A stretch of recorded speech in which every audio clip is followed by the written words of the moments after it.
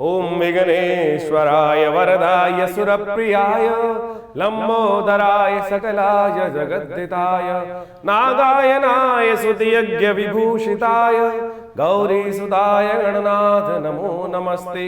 या श्री स्वयं सुगतिनां भवने स्वलक्ष्मी पापात्मनां कृतिदयां हृदये सुबुद्धि श्रद्धा सदां कुलजन प्रभवस्य लज्जा तां त्वां नतास्म परिपालय देवी विश्वम्।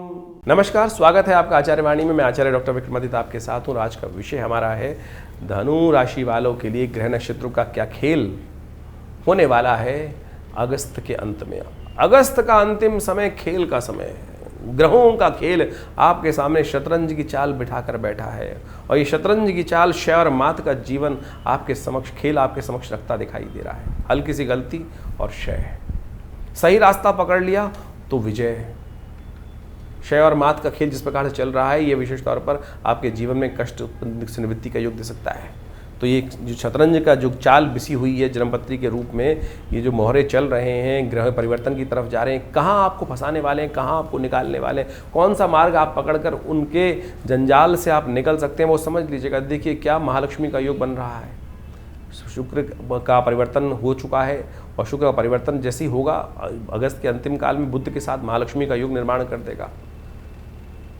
राहु इस वक्त सूर्य को कहीं ना कहीं अभी ग्रसित करने के योग बना रहा है। आने वाले समय में जिस योग में बन चल रहे हैं इस वक्त केतु के साथ सूर्य विराजमान होकर कहीं ना कहीं भाग्य में बैठकर है तो योग बहुत अच्छा।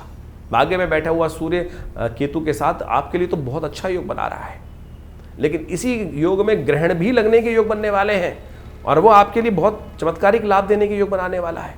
तो कैसे इस समय का लाभ ले सकते हैं और साथ साथ इस ग्रह के दृष्टिकोण से एक और समझें, शनि मंगल का टकराव भी चल रहा है और शनि मंगल का टकराव कभी अच्छा नहीं होता है। शनि की ढैया भी चल रही है आपकी राशि के दृष्टिकोण से, कुछ अच्छा कुछ खराब, कुछ खट्टा कुछ मीठा। कैसे एक परिवर्तन आपके समस्त भोजन को, समस्त जीवन को मीठा मीठा कर दे, खट्टा खट्टा खत्म कर दे, कड़वा कड़वा खत्म कर दे। जी हाँ, ये वो समय है, ध्यान रखना, चमत्कारिक समय है। एक छोटा सा कर्म कलंक लगा देगा, एक छोटा सा उपाय आपको विजय दिलवा देगा। ये ऐसा समय अगस्त का अंतिम काल है। उस पूर्ण विवेचना को हम उपस्थित कर रहे हैं आपके समक्ष शास्त्र मत के अनुसार से, शास्त्रों के उदाहरण के साथ साथ। तो समझते हुए आपको कार्य कर लें। सिद्धांतिक तौर पर वीडियो लंबा ज़रूर है, लेकिन हम हर चीज़ को शास्त्रीय मत के अनुसार से आपके समक्ष उपस्थित करने का प्रयास कर रहे हैं। जो समझ लेंगे उनके वारे न्यारे निश्चित तौर पर मान लीजिएगा अवश्य होंगे। 21 तारीख से आरंभ कर रहे हैं। 21 अगस्त को बृहस्पतिवार का अवसर, त्रयोदशी तिथि विद्यमान है और ग्रहों का परिवर्तन का योग जो बन रहा है आपकी राशि के दृष्टिकोण से थोड़ा हल्का ज़रूर है, लेकिन कई प्रकार से लाभ देने का है। शुक्र परिवर्तन कर आ रहे हैं आपकी राशि के अष्टम भाव में बुध के साथ महालक्ष्मी का योग निर्माण करने के लिए। और इस योग में जो विशेष तौर पर जो लाभ चाहते हैं, एक छोटा सिद्धांत बता देते हैं। गौ पूजन नित्यपति कर लेना, गाय को हरा चारा डालने की रोज आदत डाल लो। ज्वार बाजरा जो भी मिल जाए, गाय की सेवा यदि आपने पकड़ ली तो ये 10 दिन का योग है। ये आपके वारे न्यारे करने की स्थिति उत्पन्न करने के रास्ते खोल देगा। सरलता से इस चीज़ को अपनाने का प्रयास करो और ये यदि सिद्धांतिक तौर पर जरी के वस्त्र भगवान को अर्पित करने का प्रयास करो। ये बुध शुक्र का योग चंद्रमा के साथ जो बनकर तैयार हो रहा है, ये कई प्रकार से आपके लाभ देने के योग बहुत बढ़िया से बनाकर तैयार है। मानो तो बहुत कुछ है और नहीं मानो तो कुछ भी नहीं है। बहुत तौर पे समझते हुए कार्य कर लोगे तो बहुत अच्छा रहेगा। 22 तारीख शुक्रवार का अवसर, चतुर्दशी तिथि विद्यमान है। अघोर चौदस का योग बनकर तैयार है। इस दिन शरद ऋतु, वर्षा ऋतु समाप्त होकर शरद ऋतु परिवर्तन की तरफ जारी आरंभ हुआ चाहती है।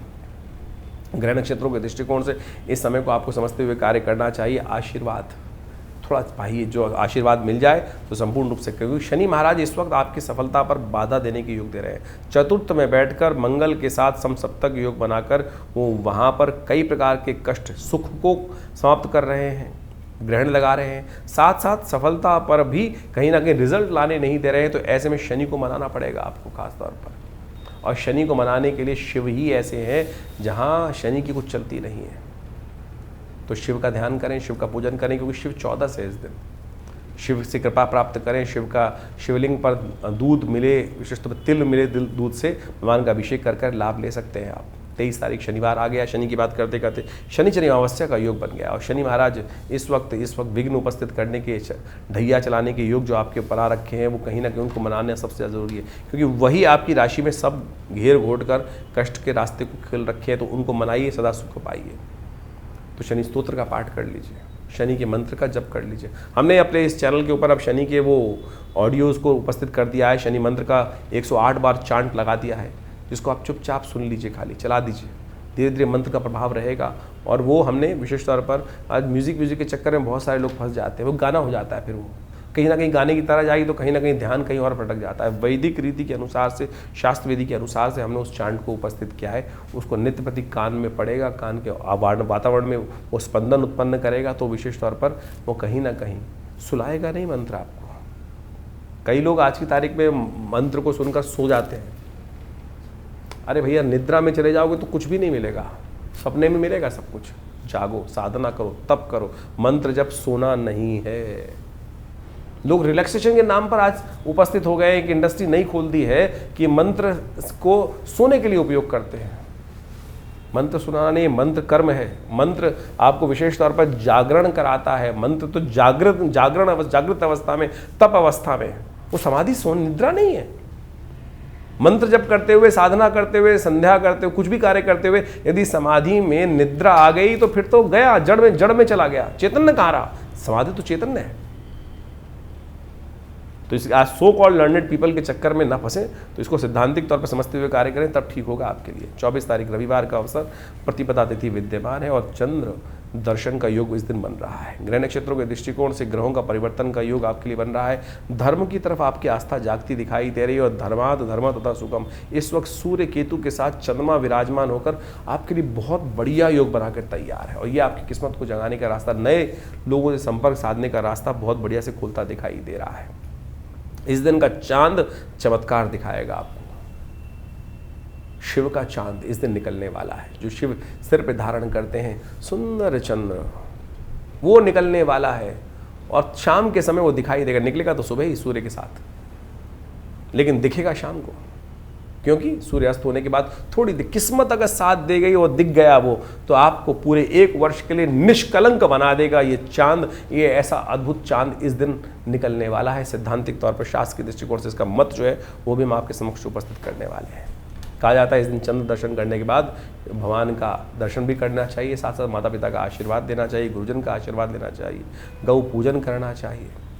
तो भगवान की कृपा से समस्त कष्ट दूर करने के लिए चांद जो निकलने वाला है वो अवश्य दर्शन करने का प्रयास कीजिएगा।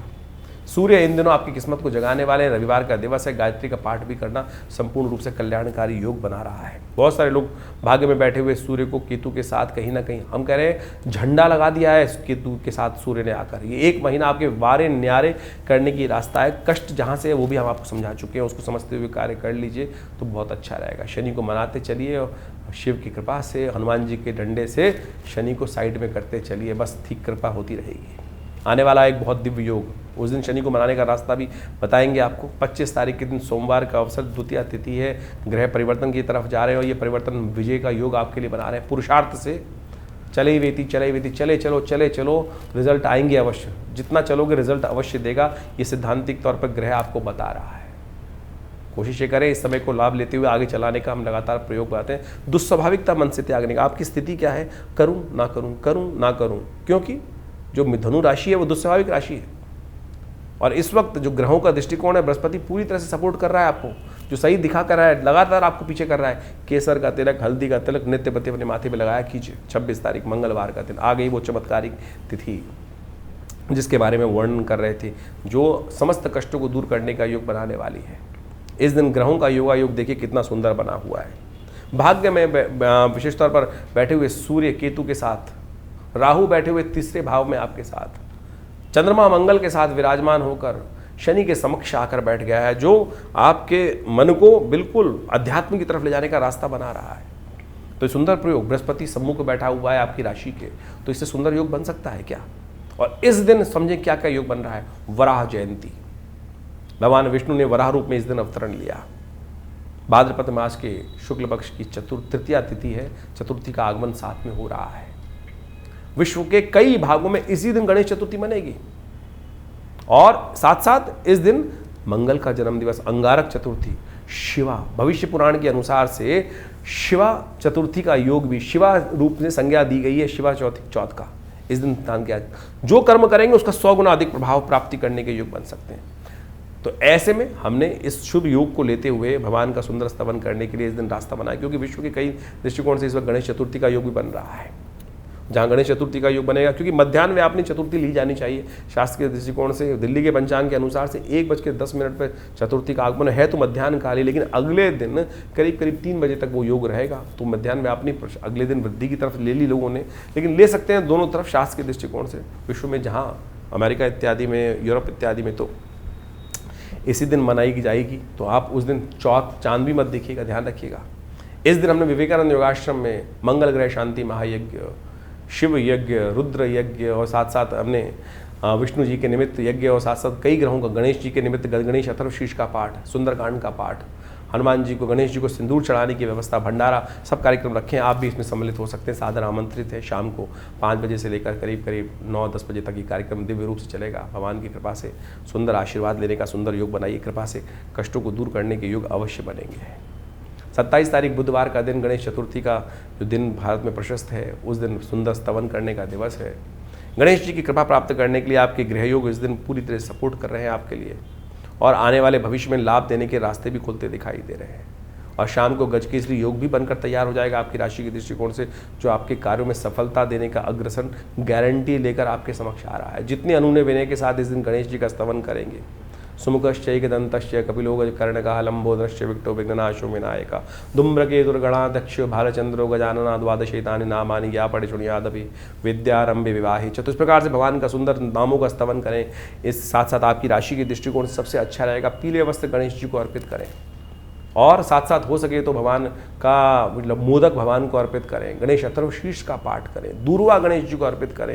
ये समस्त विधानों का पाठ कर कर आप अपनी किस्मत को जगाने की, रिद्धि सिद्धि गणेश जी के साइड में खड़ी हैं, प्राप्त करने के लिए सुंदर योग बना सकती हैं। सैद्धांतिक तौर पर शास्त्र में इसके ऊपर क्या क्या विवेचना उपस्थित की गई वो भी हम आपको बताते हैं। भारतीय संस्कृति में हर रोज एक नया त्यौहार होता है, और उन कथाओं के पीछे पीछे, उन अवतारों के पीछे पीछे बड़े रहस्य की बातें छुपी हुई होती हैं, हमारे जीवन पे जो बड़ा व्यापक प्रभाव डालती हैं।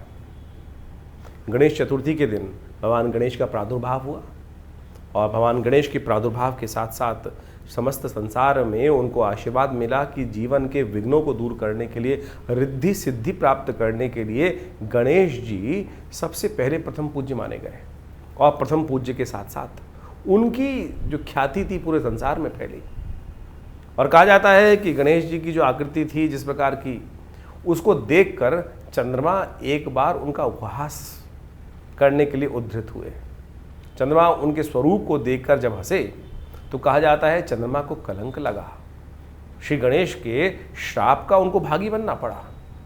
और गणेश जी के श्राप से कहा गया कि चंद्रमा अपने सौंदर्य पर जो लेकर जो इतराते हैं, उनका जो भी दर्शन करेगा उन पर कलंक लगना भी आवश्यक हो गया। उस दिन से कहा जाता है कि चंद्रमा को ऐसा श्राप लगा कि बिल्कुल आज के बाद जो तुम्हारा दर्शन करेगा, तुमको अपने स्वरूप के ऊपर इतना अभिमान है कि जिसके कारण से तुम बड़े सुंदर लगते हो कि तुम्हारे में कलंक रहेगा, जो भी तुम्हारा दर्शन करेगा उस पर भी कलंक लगने के योग बनेंगे। तब कहा जाता है चंद्रमा बड़े शोक भाव से भगवान के समक्ष उपस्थित हुए, बड़ी क्षमा मांगी। तब जाकर श्री गणेश ने उस पूरे जीवन पर्यंत के कलंक को, श्राप को केवल एक दिन पर बांध दिया। तो भाद्रपद मास की शुक्ल पक्ष की गणेश चतुर्थी जिस दिन होती है, गणेश जी का जन्मोत्सव जिस दिन होता है, जिस दिन ये घटना घटी थी, उसी दिन तक के लिए कुछ देर के लिए चंद्रमा बाहर निकलते हैं शाम के समय पर, थोड़ी देर के लिए, और वो बड़े सुंदर चंद्रमा होते हैं उस दिन जब निकलते हैं। उनकी आभा बड़ी दिव्य होती है, लेकिन वो आभा ऐसी होती है कि उस दिन जिसकी नजर चंद्रमा पर पड़ गई, उनके जीवन में वो कलंक लगना निश्चय हो जाता है कि वो कलंक लगेगा ही लगेगा। और जो उनका दर्शन कर लेता है, तो उस दिन भगवान कृष्ण तक ने एक बार उस चंद्र के दर्शन कर लिए थे, चौथ के चांद। चौथ के चांद का दर्शन कहा जाता है कि बिल्कुल नहीं करना चाहिए। रामायण के अंदर भी इस भाव को रखा गया है कि बुद्धिमान व्यक्ति जो होते हैं इस बात को मानते हैं कि चौथ के चांद को नहीं दर्शन करते हैं, चौथ के चांद को दर्शन कर लेने से कलंक लग जाता है। तो इसलिए बुद्धिमान व्यक्तियों को इस बात का ध्यान रखना चाहिए। लेकिन गलती से मत्थे लग गया चंद्रमा।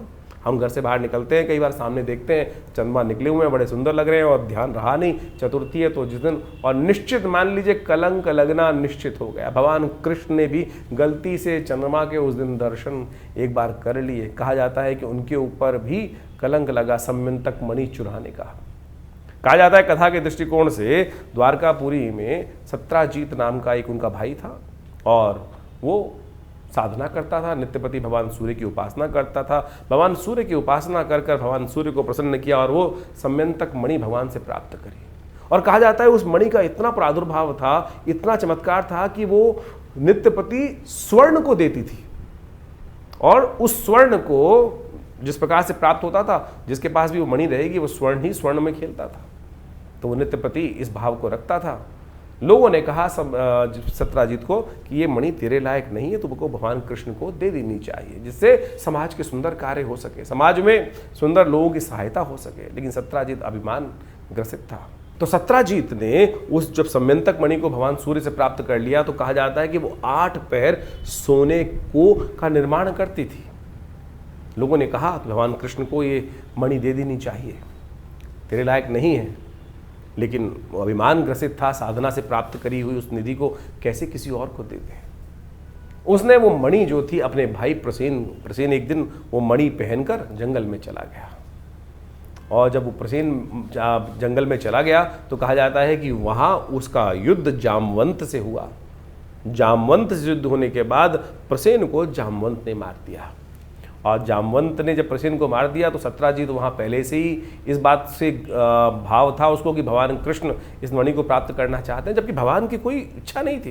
वो समाज की बात कर रहे थे। समाज में बहुत सारे लोगों ने इस बात को रखा था कि सत्राजीत ये मणि तेरे स्वरूप के अनुसार से नहीं है, इसको भगवान कृष्ण के पास ही होनी चाहिए। इस भाव को मन में रखकर, क्योंकि वो देव योग से घटना घट चुकी थी कि भगवान ने चंद्र का दर्शन कर लिया था, कलंक उन पर लगना था और वो कलंक लग गया। सब पूरे राज्य के अंदर इस बात को सत्राजीत ने आक्षेप किया भगवान, क्योंकि भगवान ने चुरा ली मेरी मणि।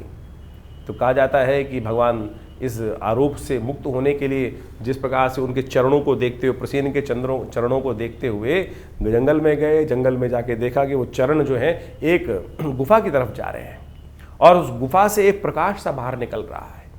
भगवान ने जाके देखा कि उस प्रकाश के मणि से भालू के रीछ के कुछ बच्चे खेल रहे हैं। और जब रीछ के बच्चे खेल रहे हैं तो भगवान ने उसको प्राप्त की। तो वहाँ जामवंत पीछे आए और जामवंत जब आए तो भगवान के साथ उनका युद्ध हुआ। इससे पहले पूर्व में कथा आती है शास्त्र के दृष्टिकोण से। जामवंत कौन है? जो भगवान राम के समय थे। भगवान राम जब इस धरा से गए तो अपने साथ जितने भी अनुयायी थे, जितने भी उनके भक्त थे, सबको ले गए। जामवंत भी उनके एक भक्त थे, लेकिन वो भगवान के साथ नहीं गए। कहा जाता है इस संसार में कोई भी एक मनुष्य जब तक मन में रहे तब तक इसे निवृत्ति मोक्ष नहीं हो सकता। भगवान के साथ जाने का मतलब मोक्ष को प्राप्त करना था। जामवंत के मन में इच्छा थी कि कहीं ना कहीं भगवान के समक्ष रखी थी कि भगवान के साथ वो अपने शौर्य को प्रदर्शन करने के लिए युद्ध करना चाहते थे। तो भगवान ने कहा एक तो जामवंत जी आप बहुत बूढ़े हैं, फिर आपने हमारी सहायता करी है, तो हम आपके साथ तो इस जन्म में तो युद्ध कर नहीं सकते। तो इसी कारण से कहा जाता है कि वो इतने लाख वर्ष इसी धरा पे रहे। और जब फिर भगवान कृष्ण का अवतरण हुआ तब भगवान कृष्ण के साथ उनका युद्ध हुआ। और युद्ध में 21 दिन तक लगातार युद्ध होने के बाद वो युद्ध में कहा जाता है कि जामवंत हारे। और वहाँ से भगवान ने मणि भी प्राप्त करी और जामवती को भी प्राप्त किया और उन दोनों को लेकर पुनः द्वारका पधारे और वो सत्राजीत को वापस करी और पूरी कथा सुनाई। कहा जाता है इस कथा को सुन लेने से वो जो कलंक होता है वो नहीं लगता है। तो इस बात को मैं ध्यान रखिए। इसके साथ एक और बात बता देते हैं हम आपको, इस कथा के साथ साथ समझ लेनी चाहिए कि इससे पहले जो दूज का चांद निकलता है, जो इसी मास में शुक्ल पक्ष का आरंभ जब होता है उस दिन दूज के दिन भी चांद निकलता है। कहा जाता है इसीलिए भारतीय संस्कृति में परंपरा बनी कि दूज का चांद अवश्य देखना चाहिए। जो दूज का चांद को देखकर माता पिता गुरुजन का आशीर्वाद लेता है, गौ पूजन करता है, उसके जीवन में कभी कोई कलंक नहीं लगता। तो इससे पहले भाद्रपद मास में जो चांद दूज को दिखाई देगा, यदि उसका भी दर्शन शाम के समय कर लेंगे तो फिर गलती से यदि चंद्रमा चौथ का चांद आपके माथे लग भी गया तब भी उसका कलंक आपके मनोमस्तिष्क को परेशान नहीं करेगा, आपकी कीर्ति पर कलंकित नहीं करने का आरोप, जो कलंक करने का आरोप लगता है वो नहीं लगेगा। ये शास्त्र में अद्भुत चीज़ है, ये नहीं कि एक चीज़ का रास्ता नहीं है। तो आप समझे, इन वर्ण कथाओं के माध्यम से हमारे जीवन में जो घटनाएं घटती हैं उनको भी। अब इस बात को एक और समझें, ज्योतिष के दृष्टिकोण से कहाँ महत्वपूर्ण बात आती है कि ज्योतिष के दृष्टिकोण से अब ये तो कर्म के अनुसार से भाग्य बन गया ना। आपकी जन्मपत्री में तो कहीं नहीं लिखा था कि आप इस प्रकार का दर्शन कर लोगे फिर आपका कलंक लग जाएगा जीवन में। ये तो आपके जीवन में कर्म के द्वारा किया गया प्रभाव आपके जीवन में उपस्थित होता है। यानी आपकी जन्मपत्री के अलावा जन्मपत्री जो बनी वो तो आपके पूर्व अर्जित कर्मा के अनुसार से आपके जन्म के समय का एक चार्ट बनकर आया, लेकिन उसके बाद जितना आप आगे चलते जाएंगे तो आपके जीवन के घटनाक्रम जिस प्रकार से चल रहे हैं, जैसा आप कर्म कर रहे हैं उसके अनुसार से आपके भाग्य बन रहे हैं। बहुत सारे लोग इस बारे में एक प्रश्न भी कर लेते हैं कई बार, ये समझने की आवश्यकता है कि क्या हम पूर्व अर्जित कर्मों के अनुसार से ही जीवन को आगे व्यतीत करते हैं। नहीं भाई, आप उसके साथ साथ अपने प्रत्यक्ष कर्म के द्वारा भी अपने पूर्व अर्जित कर्मों को बढ़ा सकते हैं, घटा सकते हैं, दुष्कर्मों को घटा सकते हैं पुण्यों के द्वारा। जो आप यज्ञ इत्यादि, दान इत्यादि, पुण्य इत्यादि, उपाय इत्यादि विभिन्न प्रकार से करते हैं वो यही तो है। इसी के द्वारा तो पूर्व जन्म में, पूर्व समय में किए गए दुष्कर्मों का प्रायश्चित कर उसका घटन किया जाता है, उसको घटाया जाता है। तो यानी जो कर्म प्रधान विश्व रच राखा, ये भाव जो रखा गया है, यानी अब जो कर्म हो गया, मनसा वाचा कर्म, 3 प्रकार के कर्म शास्त्र में वर्णित है, उनको हो जाने से जीवन में जो प्रभाव उसका उत्पन्न होता है उसको घटाया बढ़ाया जा सकता है। जी हाँ, इस घटना के माध्यम से केवल घटना मत समझें, केवल एक कथा को ना समझें, इसका सारांश को समझने की आवश्यकता है कि क्या प्रभाव आपके जीवन में ग्रहों का पड़ रहा है। तो आप किसी भी प्रकार से यदि कोई गलती हो भी गई तो उसका प्रायश्चित करने के विभिन्न मार्ग शास्त्र में जगह जगह वर्णित किए गए हैं। तो इस कथा के माध्यम से हम समझें। तो इस दिन भगवान का स्तवन करें, श्री गणेश का स्तवन करें। अब जो कर्म हो गया, चंद्रमा के द्वारा भी तो गलत कर्म हुआ, वो चाहते तो नहीं थे, लेकिन क्या हुआ, सामने एक ऐसी स्थिति बनकर आ गई, भगवान शंकर के पुत्र के ऊपर हाथी का चिन्ह लग गया। तो कोई भी व्यक्ति जब कुछ ऐसी प्रकार से एक अजीब चीज़ देखता है तो उपहास उठाने का एक स्वाभाविक प्रयास करता है। वो उपहास का जो उपहास यानी हास मजाक करने का कितना दुष्प्रभाव हुआ कि चंद्रमा पर जीवन पर्यंत का कलंक लग गया। लेकिन फिर उन्होंने पश्चाताप किया, भगवान के समक्ष क्षमा मांगी, तो उस क्षमा मांग के 365 दिन पूरे जीवन का कलंक हटाकर केवल 2 आधे घंटे के लिए उस कलंक को बांध दिया गया। चल इतनी देर के लिए तेरे को प्रायश्चित इतनी देर तो करना ही पड़ेगा, इतना तूने जो किया। तो यानी जिस प्रकार के भी ये कर्म करते हैं, लेकिन सबसे पहले हम समझें कि हमारी गलत हुआ, उसको ठीक करने का मार्ग अवश्य बनाने का प्रयास करें। इन कथाओं के माध्यम से ज्योतिष के साथ हम कई बार एक कथा सुनाते हैं, तो इस बात को हमें समझना चाहिए कि इन सब का महत्व ज्योतिष के साथ है। ज्योतिष बिना पुराण के अनुसार से नहीं समझी जा सकती। ज्योतिष केवल ग्रहों का खेल नहीं है। ग्रहों को जानने के साथ साथ उनके द्वारा किए गए जो प्रभाव हैं, अच्छे या बुरे, बुरे हैं तो उनको निष्क्रिय कैसे करना है, उनका जो माध्य निकलना है, रास्ता निकलना है, वो इन जो वैदिक शास्त्र हैं उनके अनुसार ही निकलना है। तो हमने इस बात को आपके समक्ष इसी कार्यक्रम में इसलिए रखने का सोचा कि आपको पूरा सार समझाने का प्रयास, छोटे रूप में नहीं समझ सकते हैं तो आप किसी प्रकार की भी जीवन में चिंता करना छोड़ें। सबसे पहले तो अरे कुछ ये प्रभाव हो गया, बहुत सारे लोग से पकड़ के बैठ जाते हैं कि मेरी तो 7.5 चल रही है, मेरा तो ये चल रहा है, मेरा तो वो चल रहा है। अरे चलना है तो चलने दीजिए ना, उसका हम ठीक करने का रास्ता भगवान की प्रार्थना से, उन उपायों से सही मार्ग पर चलकर प्राप्त करने का प्रयास करें। बहुत सारे लोग बड़े विचित्र होते हैं, लाखों रुपए खर्च करने को तैयार है कि मैं इसको कर देता हूँ, ऐसा कर देता हूँ, ये पंडित जी मेरे लिए ये जब कर देंगे, ऐसा कर देंगे, वो कर देंगे। क्या? अरे आपके स्वयं करने से होने वाला है। मैं ये पहन लेता हूँ, कोई अंगूठी पहन रहा है, कोई कुछ कर रहा है, कोई कुछ कर रहा है। कर्म मन से सोचने से, कर्म को सही मार्ग पे करने से तब जाकर कष्टों से निवृत्ति का मार्ग बनेगा। इसको सैद्धांतिक तौर पर आपको अच्छे से समझ लेना चाहिए। आपका स्वयं का समर्पण चाहिए, तब जाकर भगवान की कृपा आपके जीवन में प्राप्त होगी। तो ये सुंदर रूप से गणेश जी का जो जन्म की कथा है ये बड़ी अद्भुत है, और हमने इस दिन विशेष तौर पर भगवान की प्रार्थना करने के लिए आश्रम में बड़े विशेष कार्यक्रम रखे हैं। आप सब उसमें सम्मिलित हो सकते हैं भगवान की कृपा प्राप्त करने के लिए। इस बार पंचांग के दृष्टिकोण से बड़ा एक और योग बन रहा है कि जो गणेश चतुर्थी के दिन योग बन रहा है, कई क्षेत्रों के अनुसार क्षेत्रवाद रहेगा इसमें। जिन जिन क्षेत्रों में जैसे चतुर्थी 2 दिन की पड़ रही है इस बार, पूरे विश्व के दृष्टिकोण से देखा जाए तो जहां मध्यकालीन चतुर्थी जिस समय पर आ रही है, जैसे यदि हम बहुत सारे विदेश में देखें, भारत से आगे जाके देखेंगे तो वो मंगलवार के दिन ही चतुर्थी का योग पड़ रहा है जो वहाँ रहेगा, तो वहाँ महाचतुर्थी का योग बन गया, यानी गणेश चतुर्थी चतुर्थी के दिन मंगलवार के दिन रहेगी तो महाचतुर्थी का योग बन जाएगा। तो ऐसे में मध्याह्न व्यापनी दोपहर के समय जहाँ चतुर्थी जिस समय पड़ रही है वहाँ गणेश चतुर्थी मानी जाएगी। और कलंक 14 जो चौथ है वो भी पत्थर चौथ जो है वो उसी दिन बनेगी। इसका एक नाम पत्थर चौथ भी है। पत्थर चौथ का मतलब होता है, पुराने ज़माने की व्यवस्था बना दी गई थी कि भाई चांद को नहीं देखना है तो पत्थर बाजार में लोग घर से रखते बाहर मार देते थे कि भाई कोई निकलेगा ही नहीं बाहर किसी कारण से। वो कल्याण के लिए था, पत्थर मारने की परंपरा ये नहीं थी। वो पत्थर इसलिए चढ़ा दिए जाते थे कि भाई कोई निकलेगा, गलती से किसी का जो डायरेक्ट कनेक्ट जो है वो चंद्रमा के साथ हो जाए तो फिर वो कलंक ना लगे उसको। तो उससे बचने के लिए एक परंपरा इस प्रकार से कुछ देसी जगहों में चल गई, लेकिन शास्त्र में इसको इस प्रकार से प्रमाणित नहीं किया गया है। तो वो पत्थर चौथ के नाम से भी प्रचलित हो गया है वो चौथ जो है। तो वो मंगलवार को, जिन क्षेत्रों में मध्याह्न वापनी चतुर्थी रहेगी मंगलवार के दिन, तो उस दिन वहाँ पर वो चतुर्थी मंगलवार के दिन मनाई जाएगी।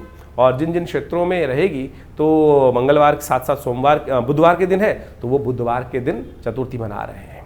और इस प्रकार से आप इस कथा का श्रेय महत्व समझते हुए अपने जीवन में शुभ लेने का प्रयास करें। तो धनु राशि वालों, आपकी राशि के दृष्टिकोण से आपने समझा दिन कितना महत्वपूर्ण है। 27 के बाद 28 तारीख की बात कर लेते हैं। बृहस्पतिवार का अवसर, पंचमी तिथि विद्यमान है और ग्रह आपकी राशि में राजयोग का निर्माण करके उपस्थित हो गए हैं। साधना का चमत्कार, तप का चमत्कार जिन्होंने किया, जितना किया उतना मिलने के योग बन रहे हैं। चंद्रमा आपकी राशि के दृष्टिकोण से जहां आ गए हैं अब वो पूरी तरह से लाभ देने के रास्ते में दे रहे हैं। बृहस्पति से दृष्ट होकर लाभ के लिए पूर्ण रूप से 70-75% ग्रह आपके लिए अनुकूल बनते दिखाई दे रहे हैं। बस शनि को मनाते चलना है आपको। रवि योग है इस दिन। रवि योग के कारण से नए कार्य आरंभ करने के लिए दिन अच्छा दिखाई देता है। ऋषि पंचमी है जो खासतौर पर ब्रह्म पुराण के अनुसार से आपको बताती है कि ऋषि तर्पण इस दिन अवश्य किया जाना चाहिए। जिन ऋषियों के हम संतान हैं, जो हमारे गोत्र हैं, चाहे वो वशिष्ठ, कश्यप इत्यादि, जमदग्नि इत्यादि विभिन्न गोत्रों में हम सब जन्म लेते हैं, और उन सब गोत्रों के अनुसार से हमें अपने उन ऋषियों को अवश्य तर्पण इत्यादि, पूजन इत्यादि करना चाहिए। तो उनके लिए ब्राह्मण भोजन, तर्पण सब अवश्य यदि करें तो बहुत अच्छा रहेगा, हमारे लिए आशीर्वाद मिलता है प्रत्यक्ष रूप से। मार्कंडेय ऋषि इसके प्रमाण हैं। उन्होंने इन्हीं सप्त ऋषियों की आराधना करके इन्हीं के द्वारा अमरता प्राप्त की। यही ले गए उनको भगवान शिव के पास, ब्रह्मा जी के पास, जिन्होंने समस्त जो कहा गया कि आयुष देने का सुंदर योग बनाया। 29 तारीख शुक्रवार का अवसर, षष्ठी तिथि विद्यमान है। अगस्त इस दिन उदय हो रहे हैं।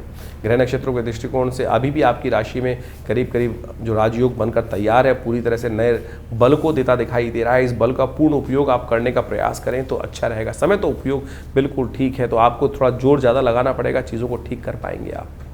30 तारीख शनिवार का अवसर, सप्तमी तिथि विद्यमान है और इस दिन ग्रह नक्षत्रों के दृष्टिकोण से ग्रह थोड़े हल्के हो गए हैं आपके। ध्यान रखना पड़ेगा स्वास्थ्य के मामले। मन थोड़ा हल्का दिखाई दे रहा है, हो सकता है कि जितना टारगेट हो उतना ना अचीव कर पाएँ। इस दिन बुध भी सूर्य के साथ अस्त होने का योग बना रहे हैं, जो थोड़ा सा आपके लिए मुश्किल योग बनाता दिखाई दे रहा है।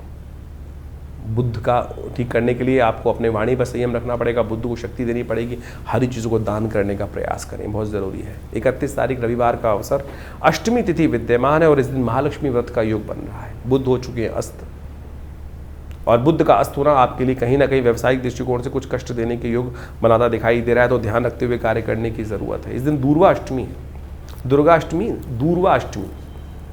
दूर्वा अष्टमी के दिन कहा जाता है कि भगवती को आप दूर्वा चढ़ा सकते हैं। बहुत सारे लोग कहेंगे नहीं, शास्त्र में मना है, किसी भी कारण से भगवती दूर्वा घास नहीं चढ़नी चाहिए, नहीं चढ़ती है। लेकिन यदि आप देवी पुराण पढ़ें तो वहाँ दूर्वा अष्टमी का महत्व लिखा है कि भादों की शुक्ल पक्ष की अष्टमी के दिन भगवती को दूर्वा चढ़ाई जा सकती है। और बुद्ध ग्रह देव योग से कितना सुंदर योग बनाया देखिए। यदि बुद्ध को शक्ति देनी है तो भगवती दुर्गा को 108 दूर्वा अंकुर माला बनाकर, या देवी सर्वभूतेषु बुद्धि रूपेण संस्थिता नमस्तस्यै नमस्तस्यै नमस्तस्यै नमो नमः, इस मंत्र का जप करते हुए पढ़ें, करते करें तो देखिए बुद्ध की नेगेटिविटी को दूर करने के लिए। आप तो पता नहीं कहाँ कहाँ से आज हर तीसरा आदमी देखिए फोटो में लेकर दिखा रहा है, नग पन्ना पहन के बैठा है। एक प्रश्न है, क्या इतने पन्ने संसार में उत्पन्न होते हैं कि जितने लोग पहनते आज हर चौथा आदमी पहन के घूम रहा है? या वो फैक्ट्री में बन के आ रहे हैं क्रिस्टल के बने हुए, और आप जिस ज्योतिष के दृष्टिकोण से जिस महाराज के पास जा रहे हैं वो आपको कहीं ना कहीं क्या करते चले जा रहे हैं। बुद्धि में तो आपके भी आता होगा, मैं तो मूढ़ आदमी हूँ, मुझे थोड़ा कम ज्ञान है, आपको ज़्यादा ज्ञान है, उतनी ज्ञान तो आपके पास भी होगा। तो शास्त्र को समझें, महालक्ष्मी के व्रत चमत्कारिक दिन, जिन चमत्कार की बात हम कार्यक्रम के आरंभ में कर रहे थे वो दिन आरंभ हो रहे हैं। महालक्ष्मी को प्रसन्न, सब कुछ आते हैं संसार में आते हुए कि महालक्ष्मी को प्रसन्न कर लें, महालक्ष्मी को प्रसन्न कर लें। महालक्ष्मी के प्रसन्न करने के 16 दिन आरंभ हो रहे हैं। बहुत सारे लोग परिपाटी के अनुसार से उनका पूजन करते आए हैं और भरमार हो गई है। बहुत सारे लोग पंचोपचार पूजन करें, ऐसा करें, धूप चढ़ाएं, कमल के पुष्प चढ़ाएं, कमल की माला अर्पित करें और पूजा हो गई है। पूजा नहीं हुई है, ये तो केवल प्रदर्शन हुआ कि हमने स्वागत कर लिया। आराधना कुछ और है, व्रत कुछ और है। वो पूरा सिद्धांत यदि जिसने कर लिया, हम वो अब वैज्ञानिक विषय आपके समक्ष रखने वाले हैं, वैदिक विषय आपके समक्ष रखने वाले हैं कि कैसे कौन से चमत्कारिक प्रभाव को आप जीवन में अपना लें। तो ये महालक्ष्मी व्रत यदि आपने कर लिया तो आपकी ढैया वैया सब एक तरफ और महालक्ष्मी कृपा एक तरफ। कैसे होगी वो सिद्धांतिक तौर पर हमारी भारतीय मंत्र विज्ञान का चमत्कार जो है वो आपको समझने की आवश्यकता है। ऋषि भृगु के द्वारा जो चमत्कार शास्त्र में वर्णित किया गया है, तो समझ लीजिए उसको। तो अभी आपने नित्यपति राशि का फल समझने का प्रयास किया और अब आप समझें कि सबसे महत्वपूर्ण जो इस पूरे के पूरे अगस्त के अंदर एक तिथि पड़ रही है वो है महालक्ष्मी व्रत की। इस संसार में समस्त कार्य करने के लिए महालक्ष्मी कृपा चाहिए और महालक्ष्मी को प्रसन्न करने के रास्ते शास्त्र में अनेक विद्यमान हैं। लोग परंपरागत महालक्ष्मी के व्रत रखते ही हैं, लेकिन महालक्ष्मी के व्रत किस प्रकार से किए जाएं शास्त्र में उसके ऊपर अनेक कथानक, अनेक जो प्रकार हैं, उनकी पूजाओं की पद्धतियां हैं वो विकसित की गई हैं। लेकिन सबसे ज़्यादा महत्वपूर्ण जो है वो है महालक्ष्मी को प्रसन्न करने के ये महालक्ष्मी के जो व्रत हैं विशेष तौर पर। लेकिन व्रत किस प्रकार से किया जाए इसको हमको समझने की आवश्यकता है। ये महालक्ष्मी के व्रत जो हैं ये भगवती महालक्ष्मी का आशीर्वाद किस प्रकार से देंगे। शास्त्र में अनेक प्रकार की कथाएं और अनेक अनेक उपनिषदों में, पुराणों में उनको बहुत महत्वपूर्ण तरीके से स्थान दिया गया है। कहा जाता है कि एक बार महर्षि भृगु भ्रमण करते करते उनकी इच्छा मन में आई कि भगवान के दर्शन किए जाएं। तो वो घूमते घूमते विष्णु लोक पहुँचे। वहाँ कहा जाता है कि भगवान श्री सागर में शेषनाग के ऊपर भगवती के साथ विराजमान थे और योग निद्रा में उस वक्त भगवान गए हुए थे, विश्राम कर रहे थे। महाराज भृगु जब पहुँचते हैं, महर्षि भृगु वहाँ पर, तो भगवान योग निद्रा में होने के कारण से उठते नहीं हैं। तो भृगु को बड़ा विचित्र लगता है, पता नहीं किस कारणवश उन्होंने अपना जो चरण था वो भगवान विष्णु की छाती पर रख दिया और कहा कि आपका भक्त यहां आया और आप प्रभु आप विश्राम में हैं। कहा जाता है कि भगवान तत्काल उठे और उन्होंने भृगु को प्रणाम किया और कहा कि महाराज आप आए और मैं विश्राम में रहा। लेकिन जिस प्रकार से उन्होंने चरण से भगवान विष्णु के वक्षस्थल पर आघात किया, कहा जाता है महालक्ष्मी वहीं बैठी हुई रुष्ट हुई थी। जो रुष्ट हुई तो उन्होंने महाराज भृगु को श्राप दिया कि आज के बाद हम किसी भी प्रकार से जो आप लोगों के पास नहीं आएंगे। भृगु महाराज ने भी बड़े उत्कृष्ट प्रकार के विद्वान ऋषि रहे और उन्होंने वर्णन, शास्त्र में वर्णन मिलता है कि उन्होंने भगवती के सामने अनुनय विनय के साथ एक प्रार्थना करी कि भगवती ये मेरा भगवान का एक निजी संवाद था, भक्त हूँ और भक्त की विशेष तौर पर एक भगवान के साथ अपने दास की, अपने स्वामी के साथ एक बड़ी तारतम्यता होती है, एक घनिष्ठ प्रेमता होती है। और भगवान ने कुछ नहीं कहा, लेकिन आपने श्राप दिया, मैं उसको स्वीकार करता हूँ, लेकिन ऐसे मंत्र बनाता हूँ। महर्षि भृगु के द्वारा बनाए गए श्री विद्या के अंतर्गत आए श्री सूक्त का निर्माण उन्होंने उस कथानक के बाद किया और कहा कि जो मैं क्या, ऋषि क्या, कोई भी वर्ण का व्यक्ति संसार में इन मंत्रों को जप करेगा, उनके द्वारा यज्ञ करेगा, इस पद्धति के द्वारा कार्य करेगा, तो माँ भगवती आपको उस दास पर कृपा करनी ही पड़ेगी। और उनके द्वारा बनाए गए वो मंत्र विशेष तौर पर कहा जाता है महालक्ष्मी सूक्त के रूप में उपस्थित है। ऋग्वेद में आए हुए उपनिषद के अंतर्गत, ऋग्वेद उपनिषद के अंतर्गत आए हुए इस महालक्ष्मी सूक्त के अंदर इन मंत्रों का वर्णन मिलता है। और सत्य माने हमने इसके ऊपर बहुत शोध किया। ये जो विधि है श्री सूक्त की, ओम हिरण्यवर्णाम हरणिम सुवर्ण रजत सृजाम चंद्राम हिरण्यमयीम लक्ष्मीम जात वेदो माव ताम आव जात वेदो लक्ष्मी मनमगामिनीम यस्याम हिरण्यम विंदेयम कामश्वम पुरुषानहम। ये जो 16 मंत्र है, हमने 2 मंत्र आपके समक्ष इस वक्त यहाँ रखे।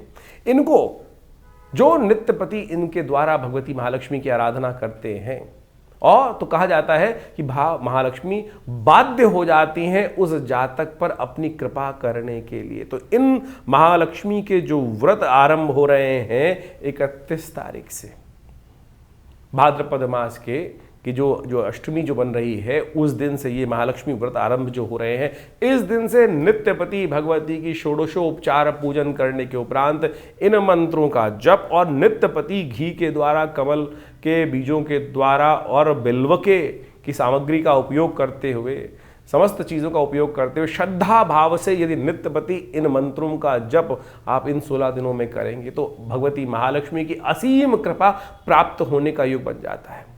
बाह्य तौर पर बहुत सारे लोग व्रत करते हैं, लेकिन बाह्य रूप से उनकी पूजा कर लेते हैं, प्रार्थना कर लेते हैं, उनका पूजन कर लेते हैं, और वो तो पूजा हुई, व्रत कहाँ हुआ, जो उनके समर्पण भाव हुआ। लेकिन जो मूल कारण है, जो है कृपा प्राप्ति करने का जो सिद्धांत है, फिनोमेना क्या है, वो पद्धति क्या है, वो ये श्री सूक्त का जप है, श्री सूक्त का यज्ञ है। यदि इन श्री सूक्त के मंत्रों का नित्यपति यज्ञ करते हैं, हमारे इस चैनल के ऊपर आप डिस्क्रिप्शन में जाकर उन मंत्रों को देख सकते हैं। हमने उसका पूरा यज्ञ अपने इस चैनल पर रखा है, डाला है, और ज़्यादा से ज़्यादा 1.5 मिनट में वो 16 मंत्र पूरे हो जाते हैं। और नित्यपति यदि उनका 108 बार श्रवण, उसका स्तवन आप करना शुरू कर दें तो भगवती महालक्ष्मी की कृपा प्राप्त करने का जो चाहो, जैसा चाहो वैसा होने के योग, चमत्कार एक नहीं हजारों बार हमने देखा। हम भी संसार में रहते हैं, और जो व्यवस्था अब चलती है भगवती कृपा से अद्भुत रूप से वो कृपा प्राप्ति के योग बन सकते हैं। तो आप कैसे भी जीवन में दुर्भाग्य के योग बने हुए हों और ग्रहों का अशुभ प्रभाव हो, वो मंत्र वो शक्ति है कि मंत्र जो है वो देवताओं को बाध्य कर देते हैं आप पर कृपा करने के लिए, ग्रहों के दुष्प्रभाव को एक तरफ कर देते हैं। यदि इन शास्त्रोक्त विधि के अनुसार से, हमारी भारतीय संस्कृति ऐसी चमत्कारिक संस्कृति है कि जो योग साथ साथ क्या है कि जो बिल्कुल पद्धतिबद्ध युक्त है कि अगर आप पूर्ण इस श्रद्धा के अनुसार से, विश्वास के अनुसार से इस मार्ग पर चलोगे तो उस गंतव्य के निष्कर्ष पर, अंतिम लक्ष्य को प्राप्त करने का रास्ता बनेगा ही, उसमें कोई दो राय हो ही नहीं सकती हैं। तो ये मंत्र विज्ञान का चमत्कार है जो हमने आज इस कथा के माध्यम से आपके समक्ष रखा है। तो इस भाद्रपद मास के जो महालक्ष्मी के व्रत आरंभ हो रहे हैं, इसमें इन 16 दिनों में नित्यपति, हमने विवेकानंद योगाश्रम में इसके लिए पूरा नित्यपति यज्ञ रखा है और पूर्ण विधि के अनुसार से भगवती महालक्ष्मी के ये अनुष्ठान को किया जा रहा है। आप भी उसमें अपना भाग ले सकते हैं। पूरी व्यवस्था जानने के लिए हमारे जो आश्रम के नंबर्स हैं उन पर संपर्क साध सकते हैं। आपके कैसे भी ग्रह योग हों, कोई बड़ा का कार्य हो, हमने जितनी बार भी, जिसके लिए भी, जब भी, अपने लिए भी, जैसे जब आवश्यकता के अनुसार से करते हैं तो भगवती के ये मंत्र चमत्कार दिखाते हैं। और ये बाण वो बाण है कि लक्ष्य भेद कर ही आता है और लक्ष्य की पूर्ति की तरफ ही काम करता है। तो बड़ी श्रद्धा के साथ आप इन महालक्ष्मी व्रतों को करें, श्रद्धा के साथ इन तरफ चलें। हमारा विश्वास है कि भगवती कृपा से आपके अद्भुत मनोकामना सिद्धि के योग अवश्य बनेंगे। तो इस कार्यक्रम में हमने आपके समक्ष समस्त राशि का प्रभाव उपस्थित किया, तो आप इस पर चलकर, इन मंत्रों को जानकर, इस विधि को जानकर अपने जीवन में कल्याण का मार्ग प्रशस्त करें। धन्यवाद।